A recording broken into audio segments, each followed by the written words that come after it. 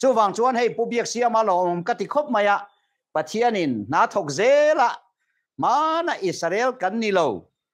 ti tu kha Israel kan lo ni lom le kanin puang te anga ti atong kam te puan hoila aval lo kutei beng te ang in ti harpanan anial tu pa ber kan chuan bor ber theologian real ber point ain puang to ni chuan tunge nial thei to ang mo aya chuina sale theology chuanin pathian ina suai ma ni nga ta bible pum pui po ziak thei chu tiang poina Israel hi kan lo ni e ati to chuan amen pek mai kha kan ti tu ra ni men si ti rol chuan a se lo kha ke chu a ti lam chu te kan la tia chu wang chuan haru on nam ro pui teu ralin zai on chen main kan ti nam ro pui har turi mizo ni reng lo lai ni lo ku kia ni lo pai te har tura ni lo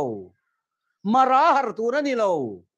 Israel na diktak Isua Krista kaltanga Israel na kan har zok tu ni pathian chu bagen om lo se chu wang chuanin hei chiang dewin ka soi dua Israel chung kwa an phela a phel a bolam zo ka kha tu na kan soi Israel hi ni ti kha